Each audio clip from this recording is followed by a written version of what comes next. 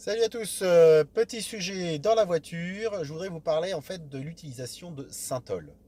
Alors, le synthol, je rappelle, c'est une huile qu'on peut injecter dans un muscle et qui provoque une inflammation et donc fait gonfler le muscle à cet endroit. Alors je vais évidemment pas parler des bêtes de foire qui utilisent ça pour ressembler à n'importe quoi, à des montgolfières. Oh oh, alerte au gogol! Alerte au gogol, les enfants! Enfin bon bref, ça je ne parle pas de ça évidemment.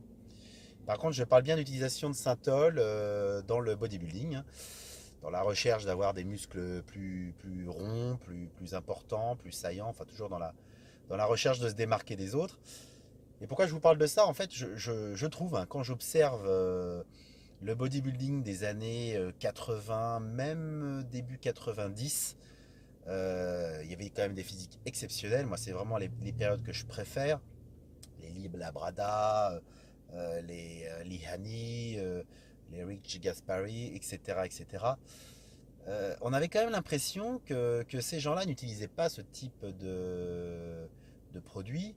On voit qu'il y a beaucoup de travail, on voit qu'il y a quand même du galbe, il y a de la fibre, il y a de la strie, mais il n'y a pas ces muscles vraiment avec une rondeur extrêmement marquée, un volume très impressionnant, notamment je pense beaucoup aux biceps, aux épaules, hein, l'épaule latérale, etc. Alors qu'aujourd'hui, dans le bodybuilding plus récent, les années fin 90, surtout les années 2000 et 2010, j'ai l'impression que c'est de plus en plus utilisé. En tous les cas, moi ce que j'observe, c'est aussi bien dans le bodybuilding professionnel que amateur d'ailleurs, hein. On voit de plus en plus de gars qui ont des épaules vraiment avec un galbe mais impressionnant, mais on se demande comment ils arrivent à avoir un galbe pareil. Parfois des pics de biceps ou même des triceps avec pareil un volume extrêmement prononcé. On voit aussi que parfois ces zones-là sont un peu moins striées, ont l'air un peu moins fibreuses, un peu moins dures, en tout cas c'est le ressenti que j'ai. Voilà, donc je voulais vous faire part de ça, avoir un peu votre avis.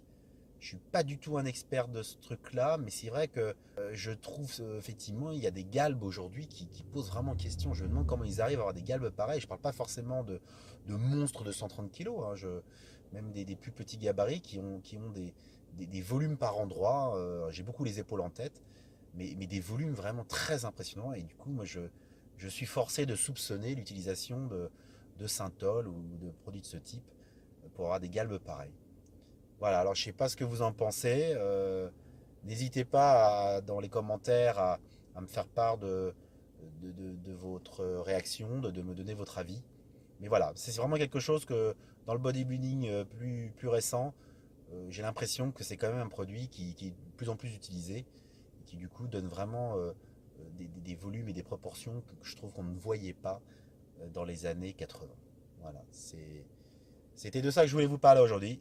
Écoutez, si vous avez aimé, n'hésitez toujours pas à liker. Abonnez-vous à la chaîne, hein, ça donnera un coup de main à la chaîne et puis ça vous permettra d'être prévenu pour les prochaines vidéos. Et puis je vous dis à très bientôt.